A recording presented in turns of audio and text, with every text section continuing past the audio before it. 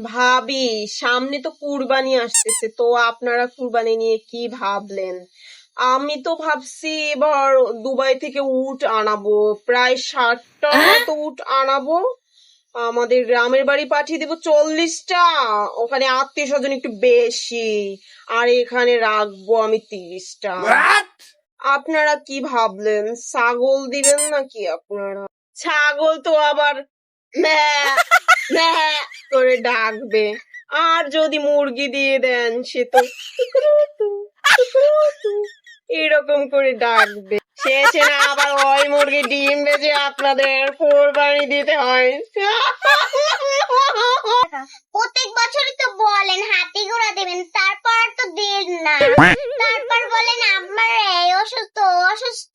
ধুর ভাবি রাখেন, আমি এবার কুরবানিতে কি দেব জানেন?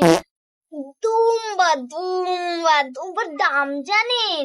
দুম্বার বস্তু খেতে গেলে কিডনি বেচা লাগে। বললেন কি ভাবি?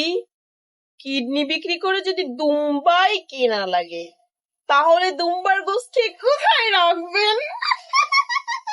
জানেন ভাবি, আমি এবার কুরবানিতে কি দিব? Royal Bengal tiger.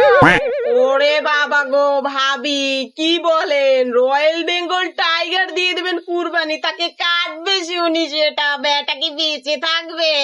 সেই চিন্তা আপনার করা লাগবে না ভাবি, অলরেডি আমি ভেবে নিয়েছি। টাইগারের সামনে একটা মার্টিন মশার কয়েল জ্বালিয়ে দিলেই হবে, তারপরই শুয়ে পড়বে। বাবা, এই কথা আমি বাপের জন্মেও শুনি নাই। মশার কয়েলে মরবে রয়্যাল বেঙ্গল টাইগার। ভাবি ঠিকই বলেছেন। আচ্ছা ভাবি, যদি ওই রয়্যাল বেঙ্গল টাইগারটা জবাই করেন না, আমাকে এক টুকরো মাংস দিলেও দিয়েন।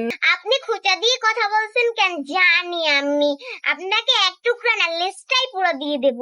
ভাবি, লেজটা তো দিলেন ওইভাবে কে, রাতটা কিন্তু আমাকেই দিতে হবে। এক মাগির তো লেঙ্গুর দিয়ে বয় তুই, আর এক মাগি আবার রান চাই।